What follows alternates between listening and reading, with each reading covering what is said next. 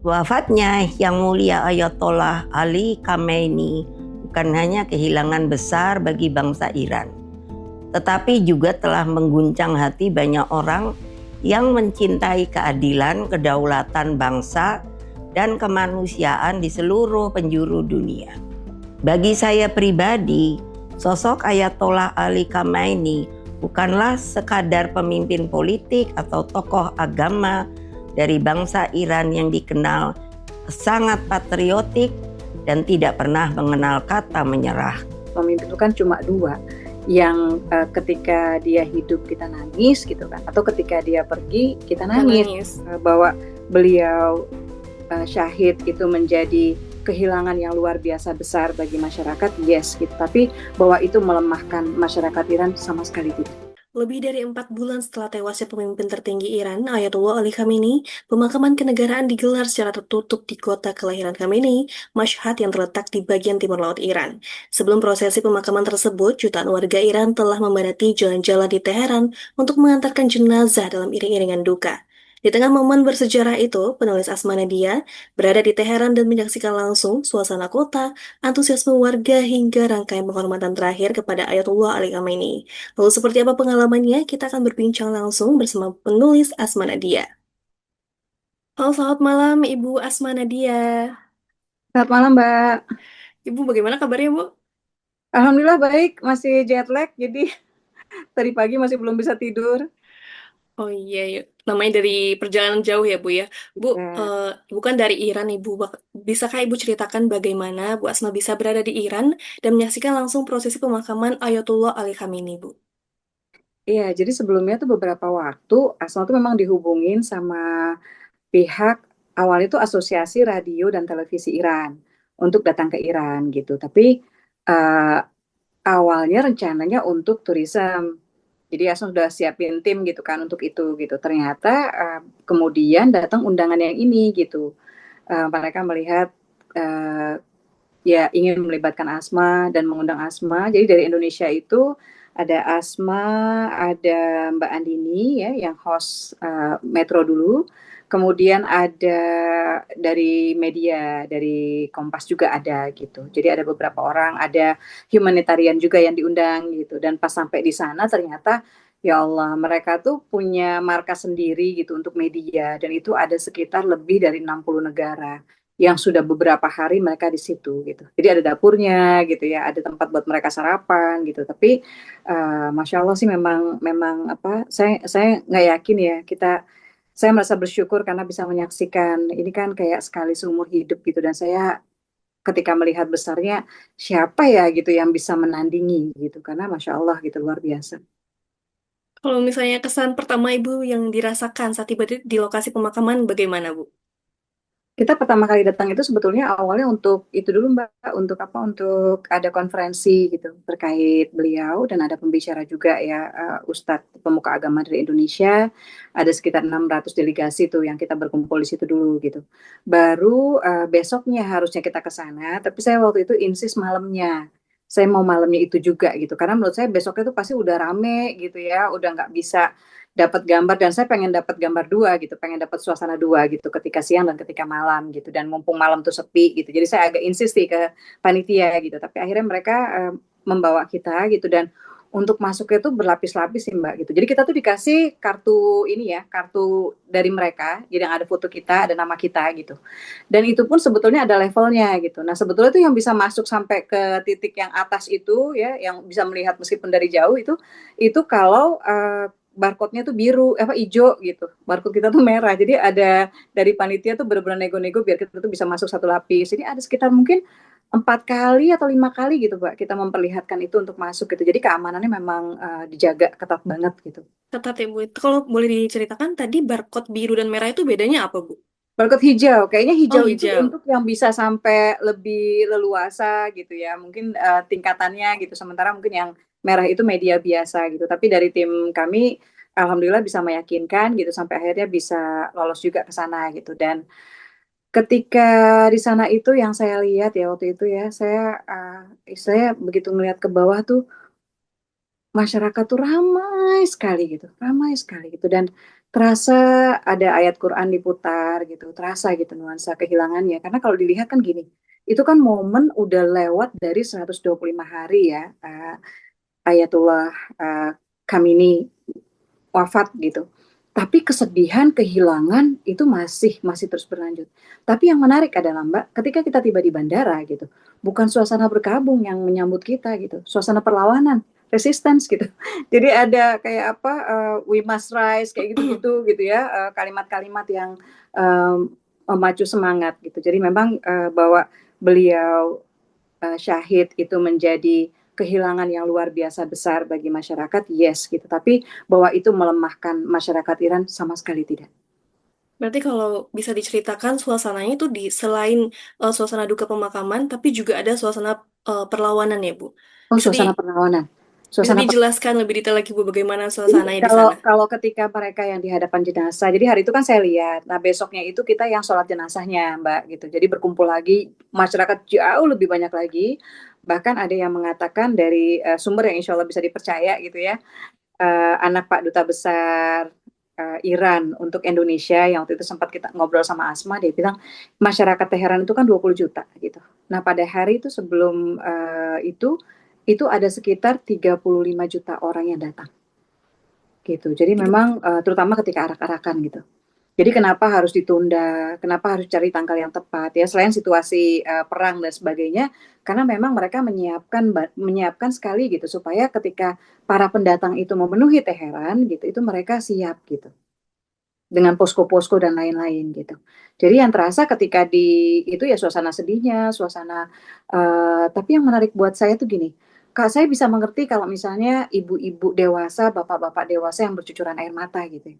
Ini anak belasan tahun, Mbak, yang mungkin umurnya 11 tahun gitu, 12 tahun gitu. Itu bisa nangis sampai ngapus abayanya gitu waktu sholat jenazah gitu. Terus melihat tidak cuma itu, kemudian melihat eh, ketika arak-arakan, jadi kan datang gitu ya, Asma lihat malamnya, besoknya itu sudah sholat jenazah gitu kan, besoknya lagi tuh kan arak-arakan ya gitu. Nah ketika arak-arakan itu kita bisa melihat kayak semua orang tuh tumpah dan seperti nggak ingin tidak mengambil bagian gitu untuk memberikan penghormatan terakhir mereka gitu. Dan di antara mereka tuh ada istilahnya gini, tua, muda, kemudian yang laki-laki, yang perempuan, ada yang bawa bayi dalam troli, ada bapak-bapak yang udah sepuh gitu ya, dorong istrinya yang juga di kursi roda gitu. Saya ketemu nenek-nenek tuh banyak banget yang mereka tuh wah kelihatan banget walaupun mereka susah jalan tapi mereka berusaha gitu jadi bagian itu, dan termasuk mereka yang sebetulnya kelihatan sakit banget gitu. Yang mungkin sakit kanker atau apa yang bener-bener kurus banget gitu tapi tetap di kursi roda ikut menjadi bagian gitu. Itu yang buat saya luar biasa, dan jalan itu kita sampai satu sisi tuh penuh gitu, dan itu bukan cuma satu sisi itu gitu tapi ada beberapa sisi jalan yang itu semuanya tuh penuh gitu mau dilihat dari manapun gitu. Itu yang luar biasa gitu, dan nggak ada kekacauan gitu ya, nggak ada chaos. Itu buat saya amazing sih. Berarti kita bisa melihat kedukanya tidak hanya dirasakan oleh orang-orang tua ataupun orang dewasa, tapi juga sampai anak-anak ya, Bu. Selain itu, apa lagi yang membekas di ingatan Ibu saat prosesi pemakaman? Yang Ataupun suasana di membekas, sana? iya, yang membekas adalah yang tadi itu ya, antara lain ya, bahwa itu kan orang berkumpul banyak sekali gitu. Tapi nggak ada misalnya yang meninggal gitu, nggak ada yang tewas terinjak-injak gitu, nggak ada yang apa yang misalnya kecopetan gitu, nggak ada pelecehan gitu, bahkan sekedar suara siulan gitu ya itu tuh nggak ada gitu. Jadi benar-benar semua tuh teratur banget gitu. Dan dari sebelum hari yang diarak-arakan yang tumpah di jalan puluhan juta orang itu dari pemerintah tuh sudah menyiapkan tuh dari mulai mereka datang ya memadati eh, jenazah. Kan awalnya disemayamkan di, kalau di Teheran itu di tempat namanya musola ya Mbak gitu. Bukan musola tapi namanya musola. Itu tuh tempat eksibisi yang bisa menampung 4 atau 5 juta orang kalau misalnya ada pameran segala macam, sholat Idul Fitri, sholat Idul Adha juga kadang-kadang di situ gitu. Nah, itu pemerintah sudah menyiapkan water spray. Jadi cuaca kan panas banget ya gitu. Tapi water spraynya itu benar-benar merata gitu, benar-benar dipikirkan di berbagai titik, dan ternyata itu juga ditemukan di jalan-jalan gitu. Jadi di jalan-jalan memastikan, bahkan di jalan itu ada kayak kayak apa ya, kayak mobil yang memang ya mereka tuh nyemprot-nyemprotin kita gitu ya, nyemprot-nyemprotin. Terus ada keluarga yang wah kepanasan mendekat di situ minta disemprot gitu. Jadi suasana itu kayak semua orang berusaha meringankan. Dan kalau kita berpikir wah harus bawa minum, harus ini, enggak juga gitu. Kenapa? Karena setiap kayak jalan sebentar itu ada yang nawarin kita minum gitu. Jalan sebentar ada yang nawarin minum lagi gitu.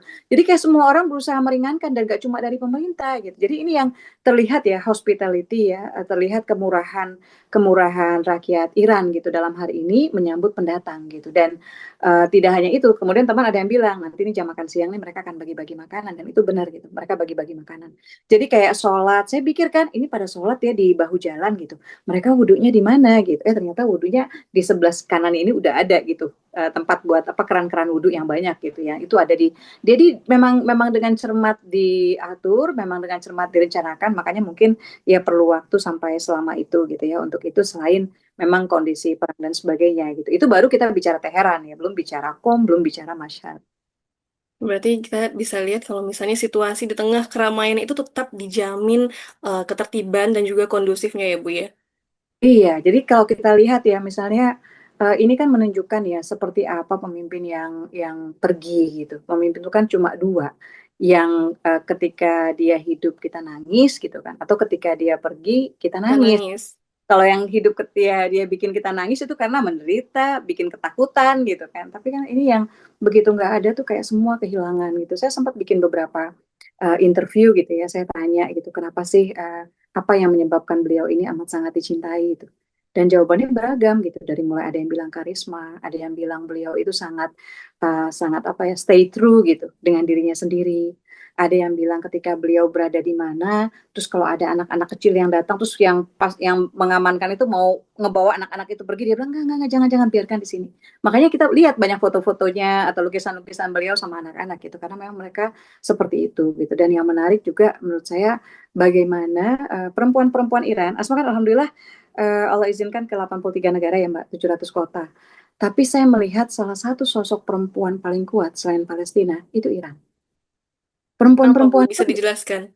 ya, perempuan-perempuan itu nggak ada hesitate gitu loh Mbak. Jadi nggak ada keraguan untuk berbicara, nggak ada keraguan untuk menyampaikan pendapat gitu loh. Dan mereka ternyata memang ada salah satunya apa ya, mereka itu 60% dari perempuan Iran itu pendidikannya master atau PhD.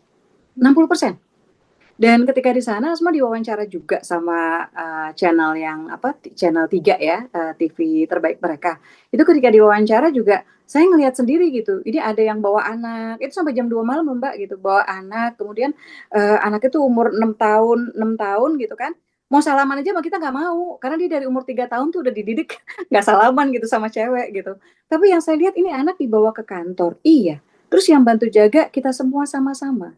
Jadi itu kayak sesuatu yang biasa banget gitu, sesuatu yang memang sistemnya udah terbentuk, rasa pengertian support women supporting women sudah berjalan gitu ya. Bahkan kalau dilihat dari situ kan berarti suami mengizinkan istrinya bekerja gitu kan, pihak mertua nggak ada yang rewel gitu kan, ya anaknya dibawa bekerja ayo gitu, dan situasi semua tuh mendukung dan berusaha meringankan gitu. Dan itu gak cuma terjadi di televisi tapi di tempat-tempat lain gitu, di perkantoran. Jadi ini yang buat saya aduh luar biasa ya gitu. Dan ternyata memang salah satu ya, kalau Asma boleh kutip ya, salah satu yang pernah beliau sampaikan. Jadi beliau ini memang memperhatikan sekali terkait hak-hak perempuan, ya, hak-hak perempuan dan identitas mereka gitu.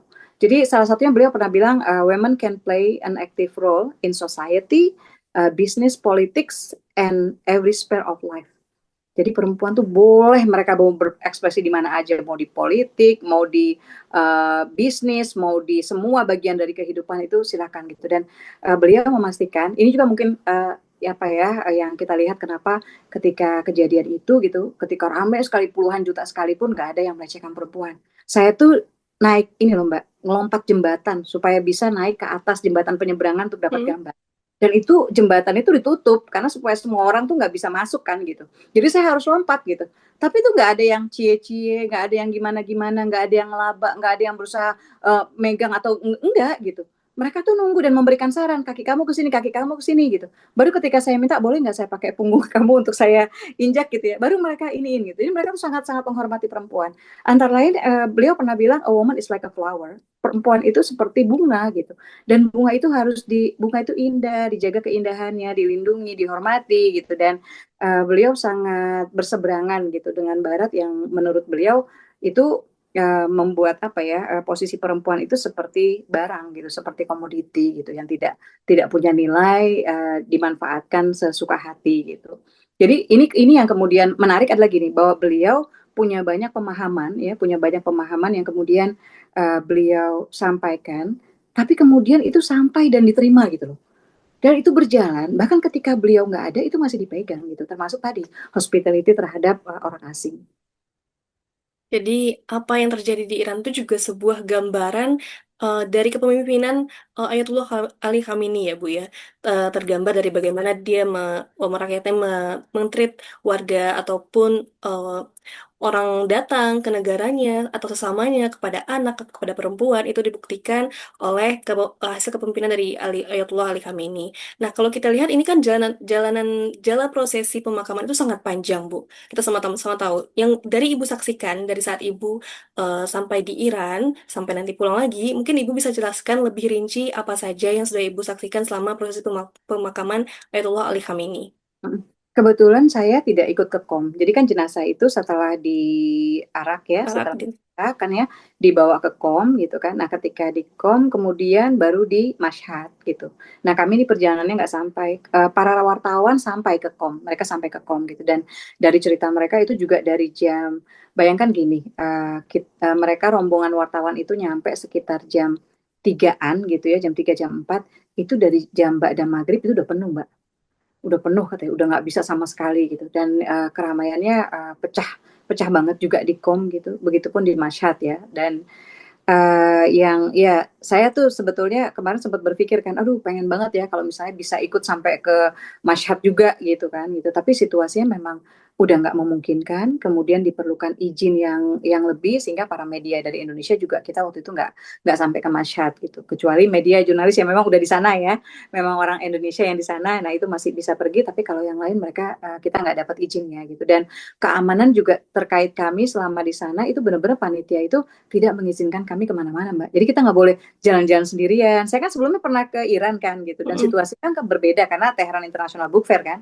Kalau ini tuh benar-benar mereka kawal, tolong kalau mau kemana-mana bilang, tolong kalau kemana-mana bilang.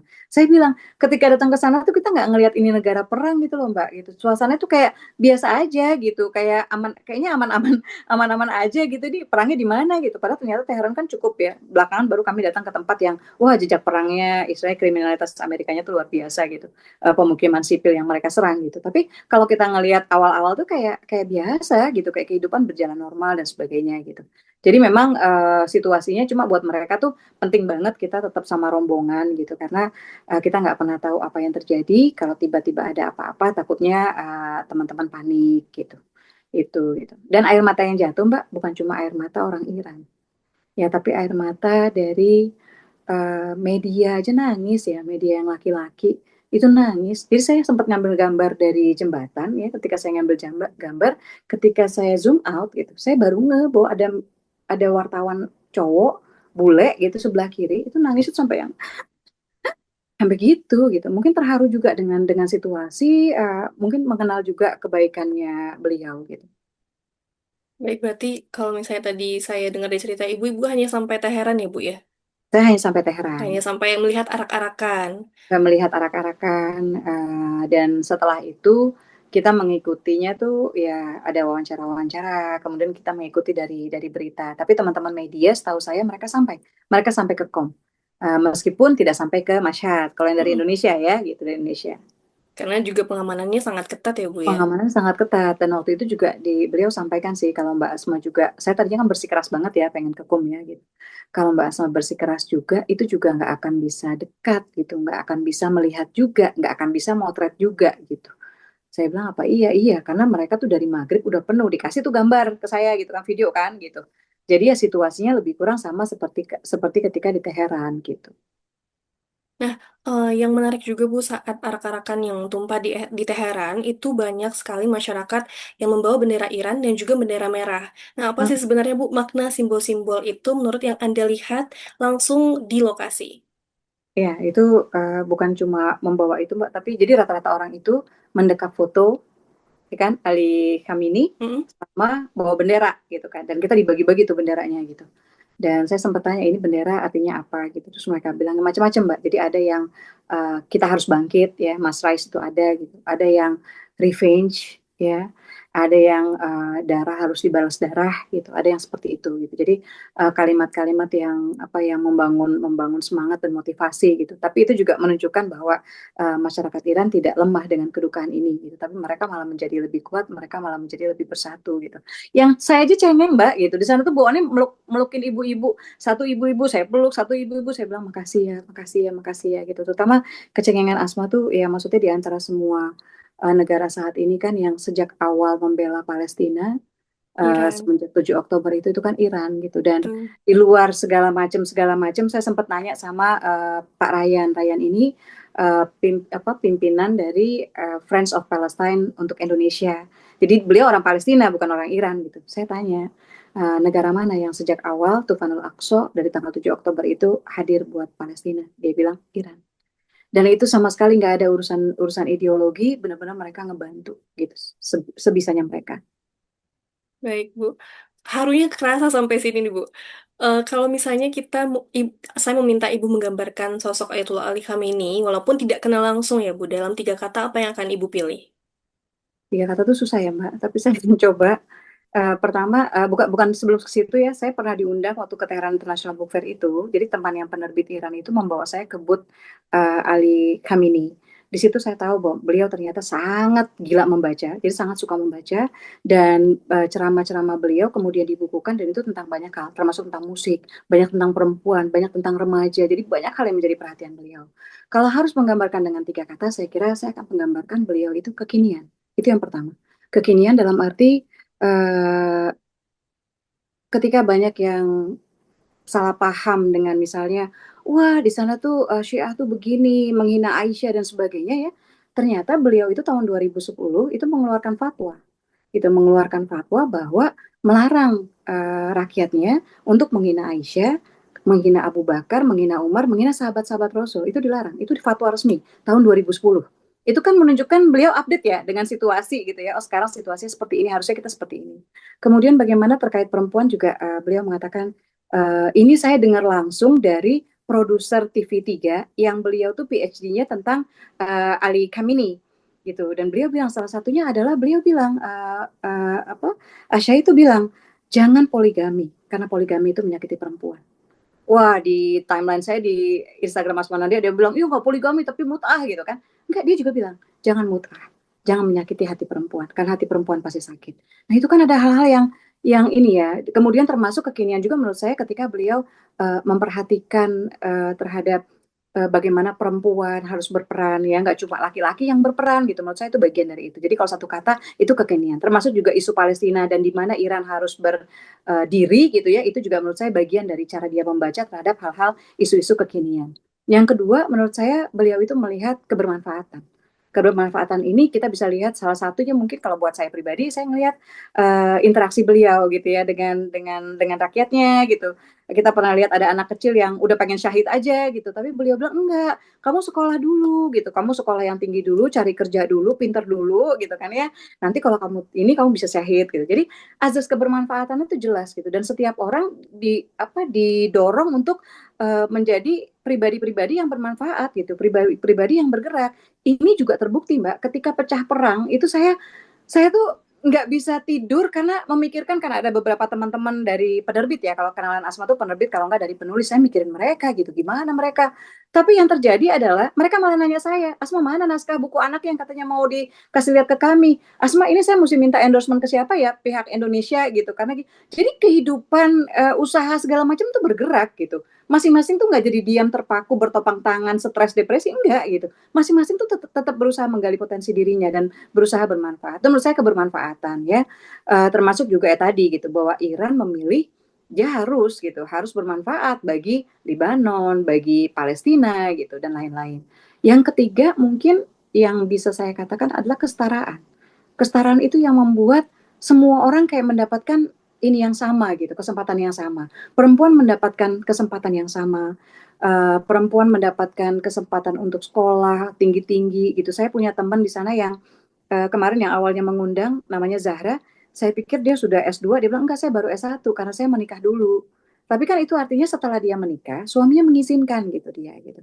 Saya jujur yang saya nggak kenal beliau, tapi saya haru banget gitu atas nama perempuan seluruh dunia gitu, pengen mengucapkan terima kasih gitu kepada beliau gitu dan juga kita sempat ya ketemu juga sama Profesor Marandi waktu itu dan sempat juga pertanyaan-pertanyaan kita ajukan nih gimana situasinya seberapa siap Iran dan sebagainya gitu. Tapi yang menarik adalah bagaimana kemudian Iran juga berusaha merangkul gitu. Dan kalau kita lihat ya Mbak, termasuk kekinian itu tadi kalau Asma ini terlewat, bagian dari kekinian itu kita lihat deh bagaimana video-video Lego yang beredar gitu kan.